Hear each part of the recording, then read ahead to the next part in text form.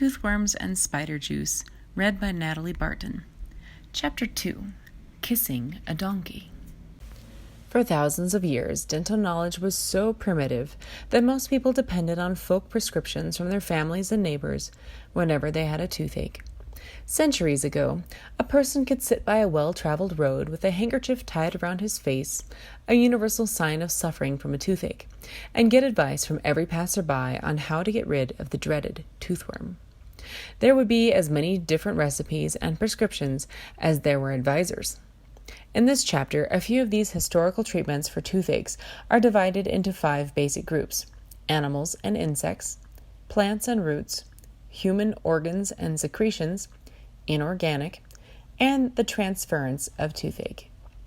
Many of these prescriptions and recipes sound so strange, they appear to be poking fun at superstitions or magic. But these remedies, no matter how odd or cruel, were taken seriously. Early civilizations were open to any suggestions that might relieve them of tooth pain, considered to be the worst of tortures. Animals and insects. Bee.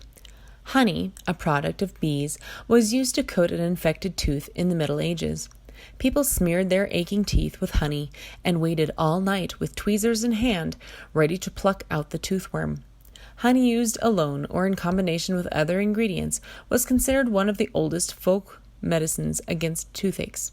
It is mentioned as a dental treatment in an ancient Egyptian medical scroll known as the Ebers Papyrus. Donkey.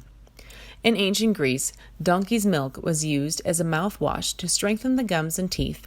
In the Middle Ages, in Germany, kissing a donkey was believed to relieve a toothache.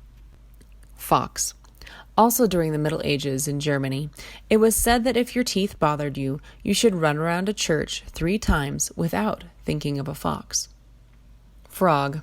Besides spitting in a frog's mouth for toothache relief, these web-footed creatures were applied to a person's cheek or to the head on the side of the ailing tooth.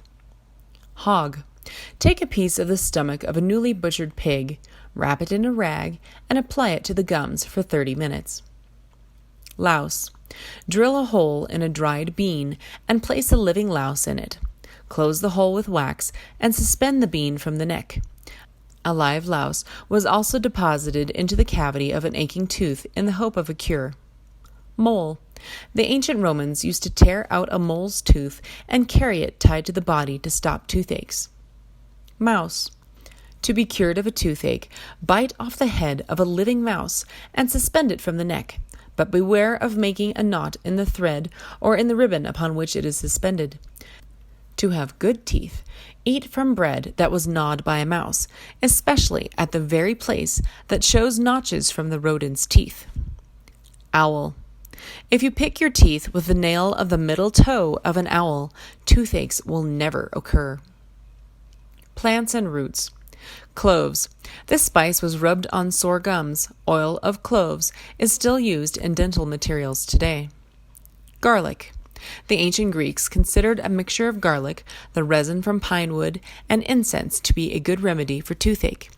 If kept in the mouth, the ancient Chinese had a favorite prescription of roasted garlic mixed with horseradish. This was made into a paste using human milk. The paste was rolled into pills and inserted into the nostril of the opposite side of the aching tooth. Henbane. This plant was used from earliest times as a fumigation for toothaches. Its seeds were mixed with sheep tallow to form small balls.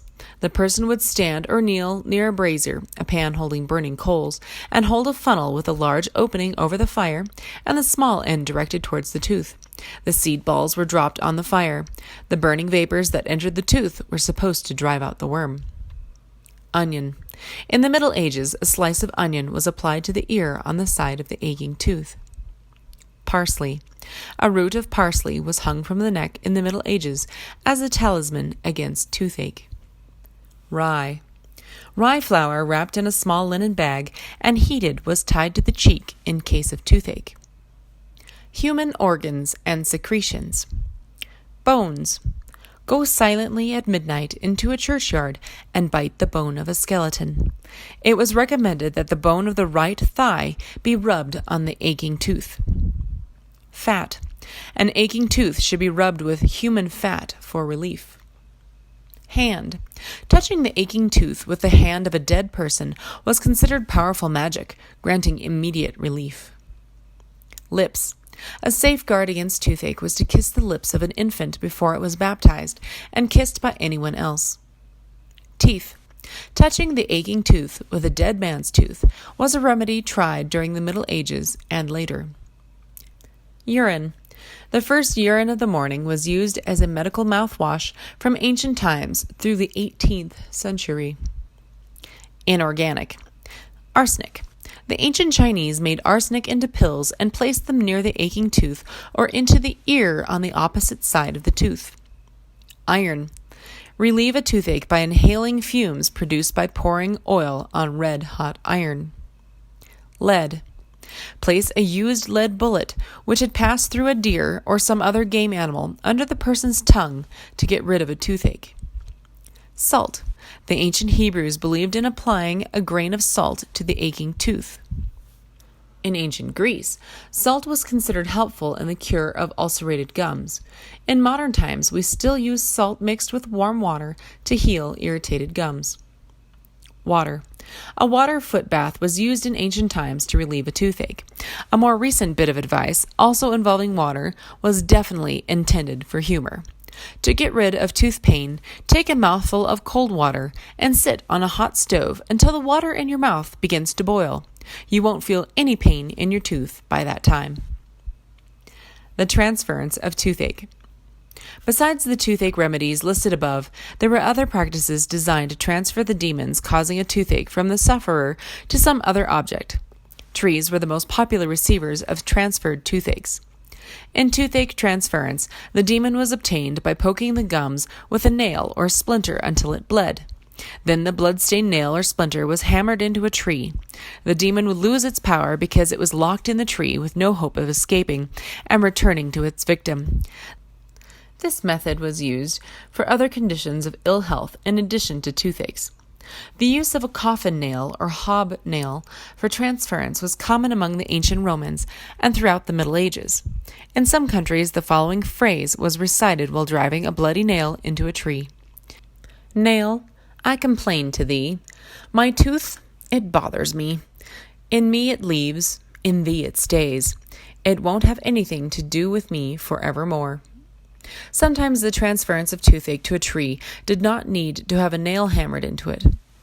In Germany, a sufferer would kneel down in an orchard in front of a pear tree just before dawn and say, "Pear tree, I complain to thee. The red worm is pricking me."